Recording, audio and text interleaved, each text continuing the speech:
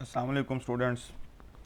आज के इस लेक्चर में हमने जो डिस्कशन करनी है वो है रिफ्रैक्शन ऑफ लाइट। और रिफ्रैक्शन ऑफ लाइट में हमने मेनली 2 पॉइंट्स डिस्कस करने हैं। सबसे पहले रिफ्रैक्शन होती क्या है, यानी हम डिस्कस करेंगे रिफ्रैक्शन के बारे में, और यानी कि फ़र्स्ट पॉइंट। और सेकंड पॉइंट जो रिफ्रैक्टिव इंडेक्स है, इसको हमने डिस्कस करना है। ये एक्सपेरिमेंट में मैं आपको एक इमेज दिखाऊंगा, उसमें आपको ये बता दूंगा कि रिफ्रैक्शन जो है वो एक्चुअली होती कैसे है और उसका जो प्रूव है हमारे नेचर में वो क्या है। मेनली हमने ये 2 पॉइंट्स जो हैं इनको आज कवर करना है। और ये जो क्रिटिकल एंगल है, ये टोटल इंटरनल रिफ्लेक्शन की एक सेपरेट वीडियो बनेगी, उसमें हम डिस्कस करेंगे। तो आज के लेक्चर में सबसे पहले हमने डिस्कस करना है रिफ्रैक्टिव इंडेक्स, इस तरह हमने मूव करना है। और सेकंड में फिर हमने डिस्कस करना है रिफ्रैक्शन ऑफ लाइट, और रिफ्रैक्शन ऑफ लाइट के साथ फिर हम ये वाली जो इक्वेशन है सुनेल्स लॉ वाली, इसको हम डिस्कस करेंगे। चले आए स्टूडेंट्स, अब हम स्टार्ट करते हैं।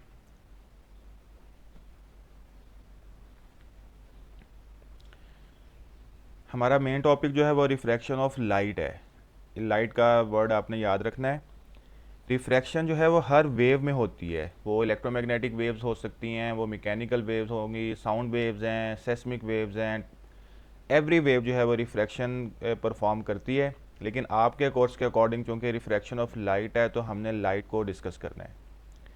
और लाइट में सबसे पहले, ये रिफ्रैक्शन में सबसे पहले हम डिस्कस करेंगे रिफ्रैक्टिव इंडेक्स क्या होता है। रिफ्रैक्टिव इंडेक्स के हमने 4 पॉइंट्स डिस्कस करने हैं, क्योंकि रिफ्रैक्टिव इंडेक्स जो है ये बेस है जिससे रिफ्रैक्शन ऑफ लाइट को अंडरस्टैंड करना हमारे लिए इजी होगा। तो आइए स्टार्ट करते हैं। पॉइंट 1 रिफ्रैक्टिव इंडेक्स का। स्टूडेंट सपोज ये एयर है।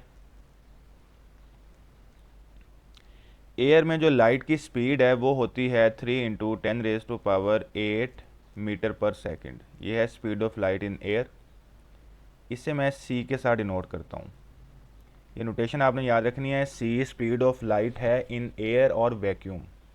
ये आप एयर या वैक्यूम दोनों में ये वैल्यू यूज़ कर सकते हैं।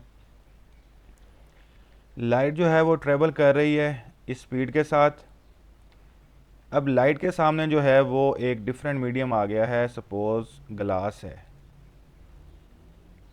ग्लास में लाइट जो है वो एंटर होती है।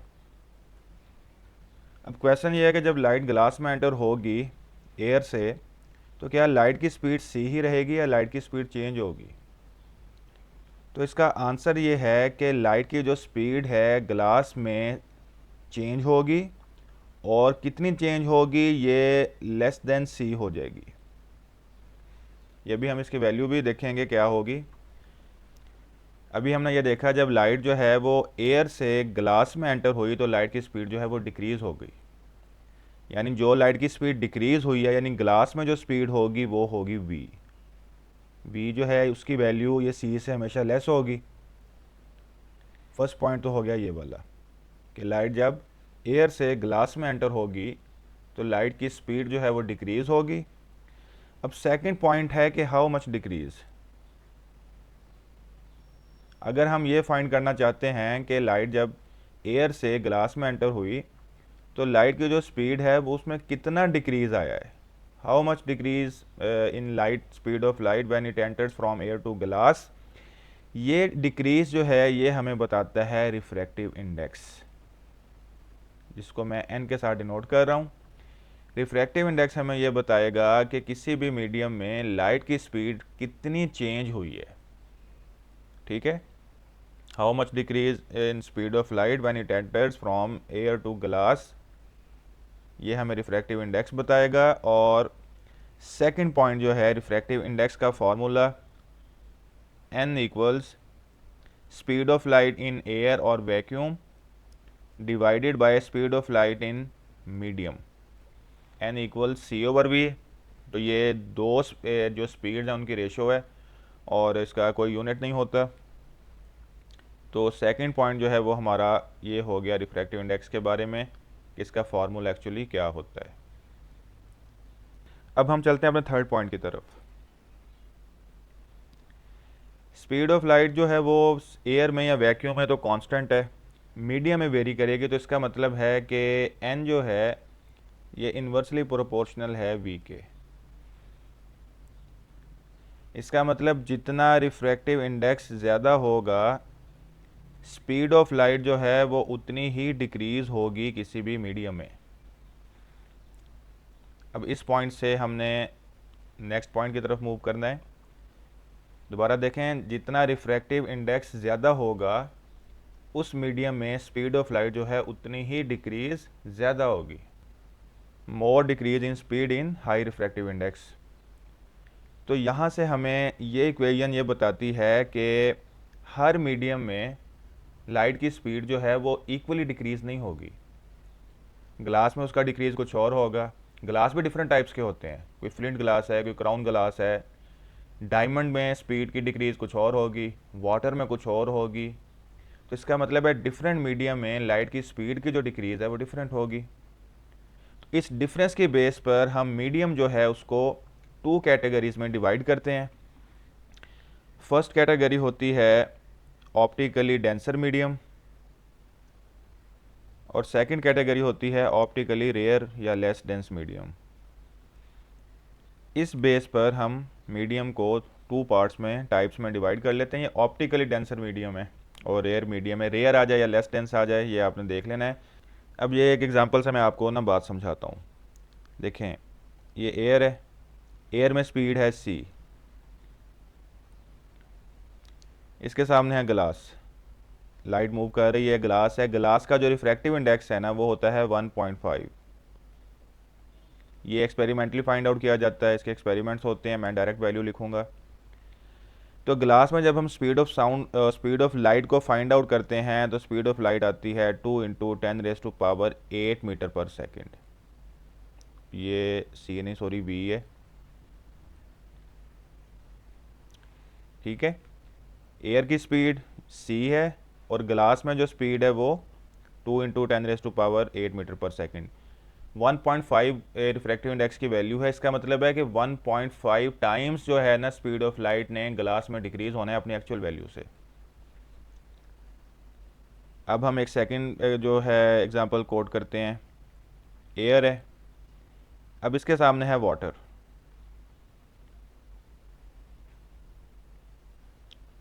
वाटर का जो रिफ्रैक्टिव इंडेक्स है वो होता है 1.33।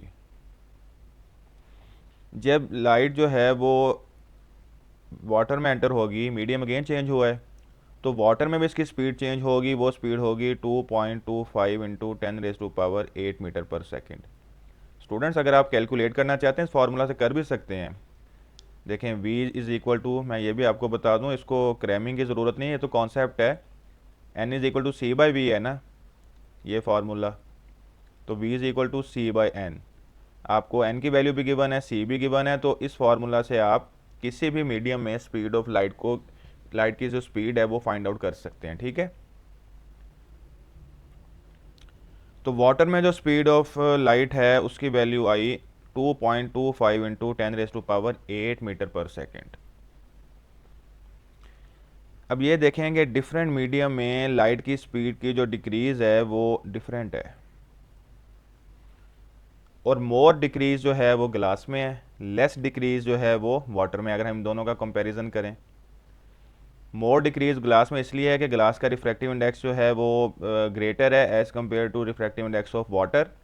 तो अभी हमने जो बात की थी, जितना रिफ्रैक्टिव इंडेक्स लार्जर होगा उतना स्पीड में डिक्रीज़ भी उतना ज़्यादा आएगा। और वो मीडियम जिनमें स्पीड ऑफ लाइट का डिक्रीज़ ज़्यादा आता है, लार्जर होता है, वो मीडियम कहलाता है ऑप्टिकली डेंसर मीडियम, ठीक है। इसका मतलब है कि ग्लास जो है ये ऑप्टिकली डेंसर मीडियम है, और जिस मीडियम में स्पीड ऑफ लाइट की डिक्रीज़ कम होती है उसे हम कहते हैं ऑप्टिकली रेयर मीडियम या लेस डेंस मीडियम। तो वाटर जो है वो लेस डेंस होगा या रेयर मीडियम होगा। तो ये थर्ड पॉइंट आपने राइट डाउन करना है।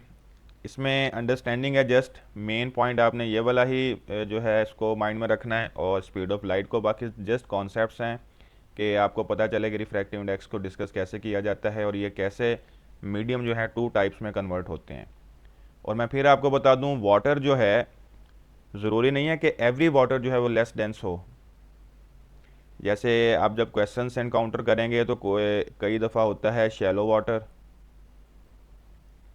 और कई दफ़ा होता है डीप वाटर। तो अगर वाटर की उसने डिफरेंट टाइप्स कर दी हैं तो इसका मतलब है ये भी डिफरेंट मीडियम है। डीप वाटर डेंसर मीडियम है और शैलो वाटर जो है रेयर या लेस डेंस मीडियम है। ये हमारा रिफ्रैक्टिव इंडेक्स का थर्ड पॉइंट था। अब हम डिस्कस करते हैं रिफ्रैक्टिव इंडेक्स का लास्ट पॉइंट। ये लास्ट पॉइंट क्या है? ये पॉइंट्स कुछ कॉन्सेप्चुअल अंडरस्टैंडिंग है आपके लिए, और कुछ ये पॉइंट्स जो हैं ना आपके पास पेपर के डिफरेंट जो क्वेश्चंस हैं P1 P2 के, उनसे भी मैंने लिए हैं। लास्ट पॉइंट ये है कि लाइट ने जब एयर से ग्लास में एंटर होना है या किसी भी लेस डेंस या मोर डेंस मीडियम में एंटर होना है तो लाइट की स्पीड जो है वो डिक्रीज़ होनी है, v लेस देन c होगी। ठीक है। अब क्वेश्चन ये है कि जब लाइट ग्लास से बाहर एमिट होगी, इमर्ज करेगी, ये लाइट है, एयर में इसकी स्पीड c है, ग्लास में लेस देन c है, और जब लाइट ग्लास से इमर्ज करेगी अब लाइट की स्पीड क्या होगी? तो देखें, लेस डेंस से डेंसर मीडियम में लाइट गई है, मूव की है, एंटर हुई है, तो लाइट की स्पीड डिक्रीज़ हुई है। जब ये मोर डेंस से लेस डेंस में जाएगी तो इसकी स्पीड जो है अगेन सी हो जाएगी। इसका मतलब है कि जब लाइट मोर डेंस से डेंसर से लेस डेंस या रेयर मीडियम में जाएगी तो इसकी स्पीड इंक्रीज़ हो जाएगी। इसी तरह अगर वाटर में स्पीड 2.25 है तो जब लाइट वाटर से दोबारा एयर में जाएगी तो उसकी स्पीड अगेन c यानी 3 × 10⁸ हो जाएगी। तो ये फोर्थ पॉइंट है जो आपने ना माइंड में रखना है। ये स्टूडेंट्स रिफ्रैक्टिव इंडेक्स से रेलिवेंट कुछ पॉइंट्स थे जो मैंने डिटेल में आपके साथ शेयर किए, डिस्कस किए। ये जस्ट अंडरस्टैंडिंग है, कॉन्सेप्चुअल अंडरस्टैंडिंग है आपकी। पॉइंट्स आप राइट डाउन करें, इनसे रेलिवेंट क्वेश्चन जब आएंगे ना तो आपको उनको टैकल करना ईजी होगा। अब हम मूव करते हैं अपने main topic refraction of light की तरफ।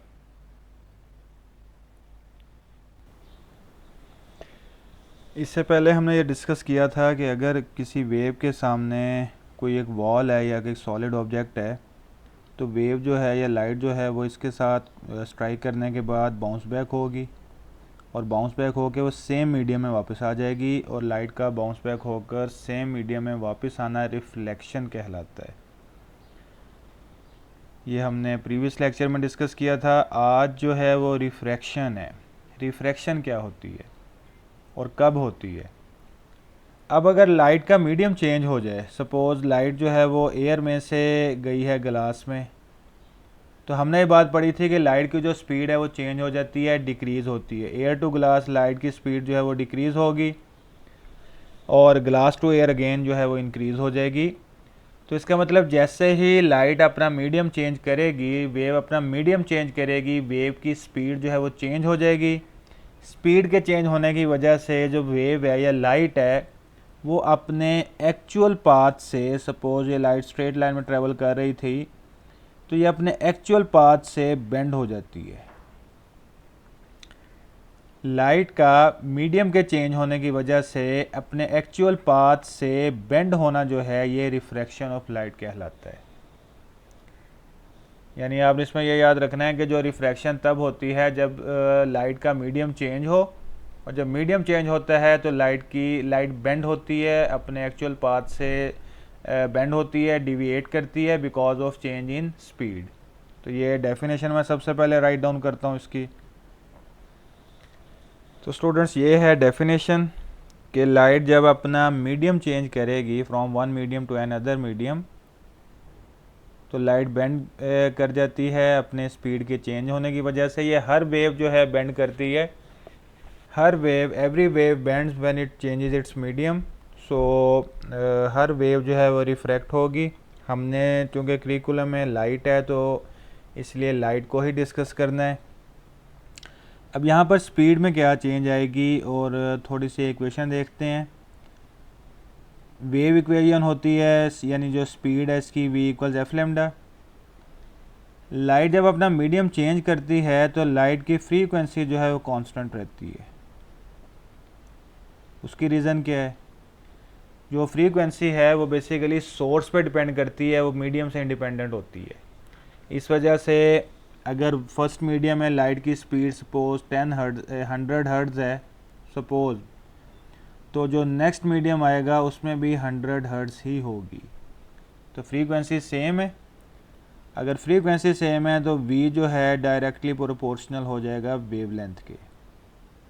ये रिलेशन आपको बताएगा कि स्पीड और वेवलेंथ किस तरह चेंज होंगी। अगर स्पीड इंक्रीज़ होती है तो इसका मतलब है वेवलेंथ भी इंक्रीज़ होगी, अगर स्पीड डिक्रीज़ हो रही है तो वेवलेंथ भी डिक्रीज़ होगी। ठीक है स्टूडेंट्स, ये फर्स्ट केस है। ये एरो से देखेंगे लाइट जो है रेयर से डेंसर मीडियम में आ रही है। ये जो रेड डॉटेड लाइन है ये इसका एक्चुअल पाथ है, और ये जो ब्लू लाइन है ना ये बेसिकली रिफ्रैक्टेड रे है, और ये इसका एक्चुअल पाथ है। अब यहाँ से कुछ पॉइंट्स आपने नोट करने हैं कि लाइट जब रेयर से डेंसर मीडियम में आती है तो ये लाइट की जो रे है बेंड हुई है। तो बेंड जो है ये किस तरफ हुई है, ये देखें, लाइट की जो बेंडिंग है वो अवे फ्रॉम एक्चुअल पाथ है और टूवर्ड्स द नॉर्मल है। यहाँ पर एंगल ऑफ इंसिडेंस बनेगा वही डेफिनेशन कि angle between normal and incident ray angle of incidence है, और रिफ्रैक्टेड रे और नॉर्मल के दरमियान जो एंगल बनेगा ये होगा रिफ्रैक्टेड एंगल या एंगल ऑफ रिफ्रैक्शन। तो रेयर से डेंसर में आप देखें कि जो लाइट है वो टूवर्ड्स द नॉर्मल मूव कर रही है। ये पॉइंट आपने याद रखना है। When light enters from rare to denser medium, it moves towards the normal.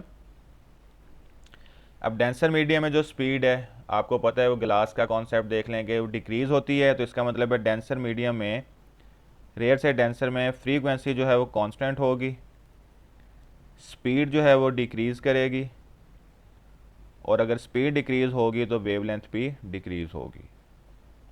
ये आपका फर्स्ट केस हो गया। ठीक है, ये पॉइंट्स आपने मैंने राइट डाउन नहीं करना, ये आपने यहाँ से इनको ना नोट कर लेना है।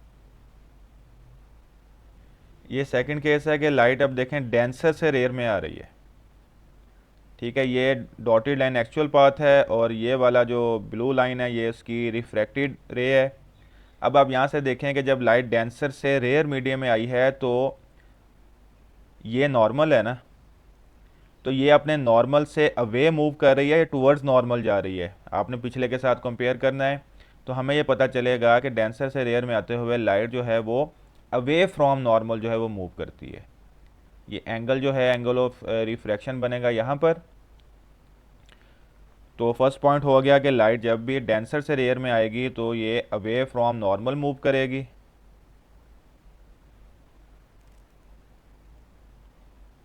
और इस केस में देखें एंगल ऑफ रिफ्रैक्शन जो है, ये पॉइंट एक नोट कर लें, एंगल ऑफ रिफ्रैक्शन जो है यहाँ से आप देख सकते हैं एंगल ऑफ इंसिडेंस से लार्जर होता है, और फर्स्ट केस में एंगल ऑफ इंसिडेंस लार्जर था।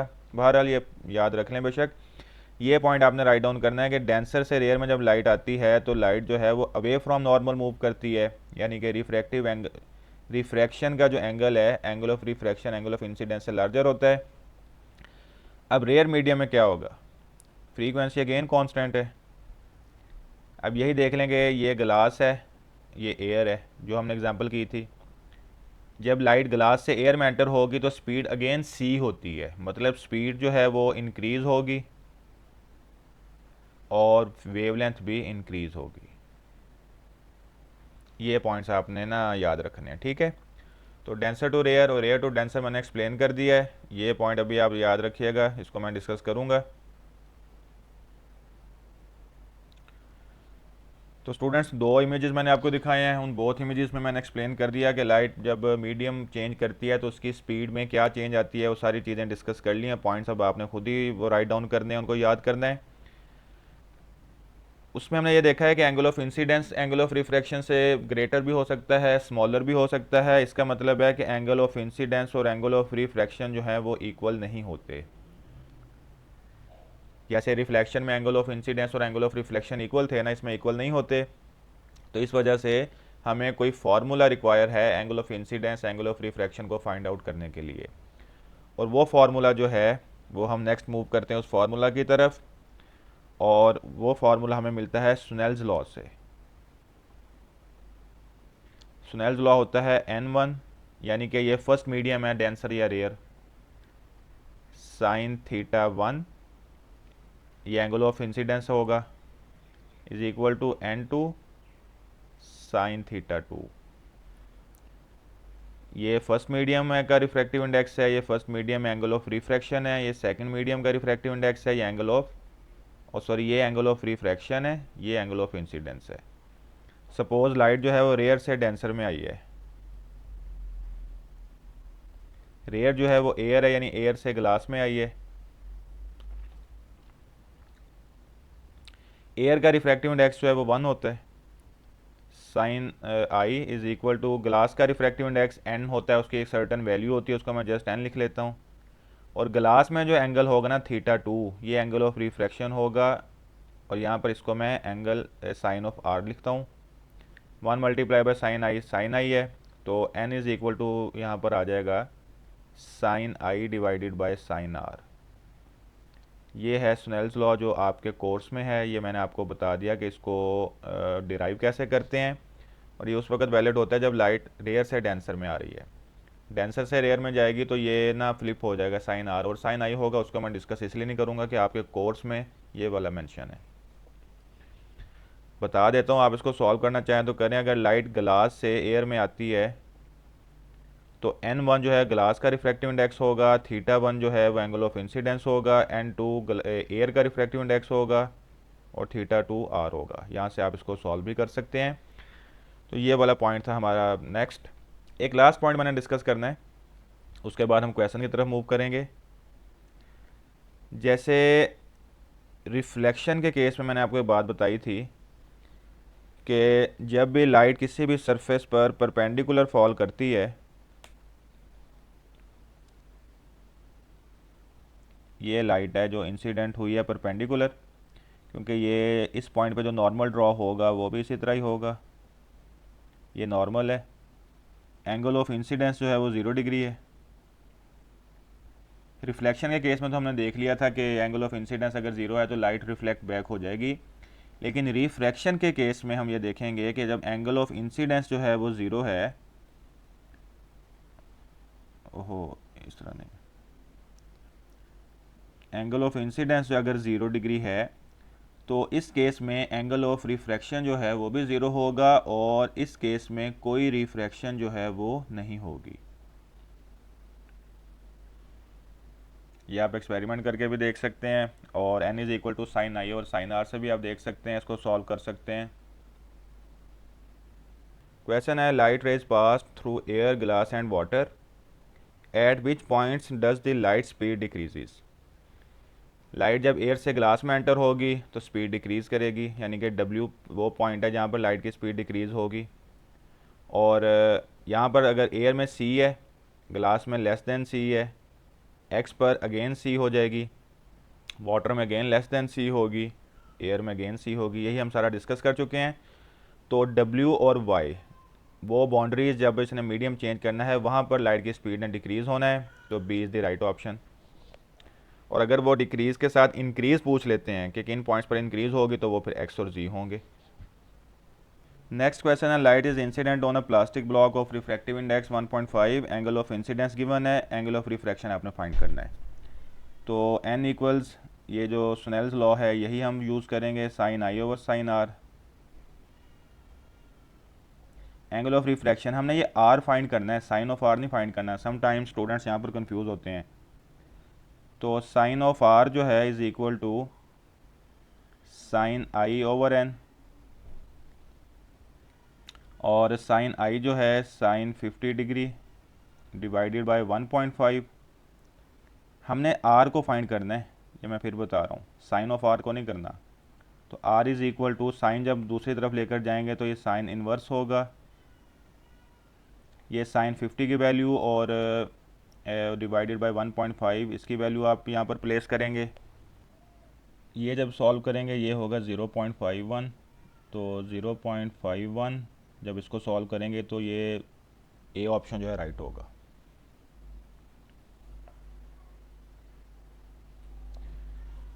नेक्स्ट क्वेश्चन है, a ray of light passes into block of transparent material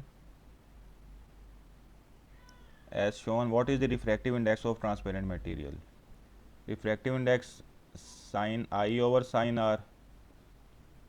अब आपने ये एंगल ऑफ इंसिडेंस और एंगल ऑफ रिफ्रैक्शन देखने हैं कि क्या ये जो गिवन है ये एंगल ऑफ इंसिडेंस और रिफ्रैक्शन है।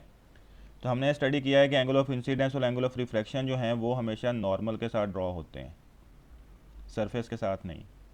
तो अगर इंसिडेंट रे का सरफेस के साथ 35 डिग्री का एंगल है तो ये एंगल कितना होगा, 90 में से माइनस करेंगे, ये होगा 55 degree angle of incidence sine 55 divided by ये कितना होगा, ये एंगल ऑफ रिफ्रैक्शन है, इसे भी 90 में से माइनस करेंगे तो 30 डिग्री, ये होगा साइन 30 डिग्री। तो जब इसको सॉल्व करेंगे तो सी जो है वो राइट ऑप्शन होगा। A ray of light is incident on the surface of a glass block as shown in diagram. Refractive index given है, ray changes direction when enters the glass. What is the angle through which ray moves? ये x angle आपने find out करना है, यानी कि अब ये point जो है थोड़ा ऑपोजिट से आ गया है, हमने ये एंगल फाइंड करना है। तो सबसे पहले जो हमारा फार्मूला है ना, हमने उस फार्मूला को ही अप्लाई करना है, sine I divided by sine R. देखें, सबसे पहले हम फाइंड करेंगे एंगल ऑफ रिफ्रैक्शन, और एंगल ऑफ रिफ्रैक्शन से हमें एक्स फाइंड होगा।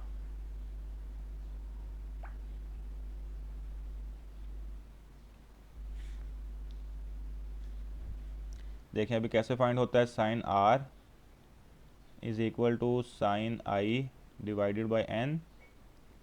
साइन ऑफ आई कितना है, 45 है, तो ये भी 45 होगा, डिवाइडेड बाय 1.5।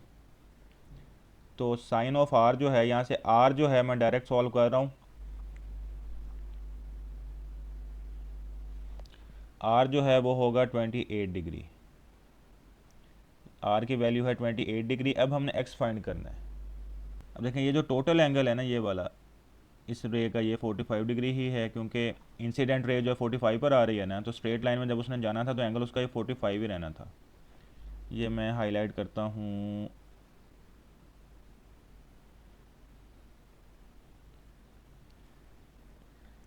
ये जो एंगल है ना नॉर्मल के साथ, ये उसका 45 ही रहना है, क्योंकि इंसिडेंट रे स्ट्रेट जा रही है।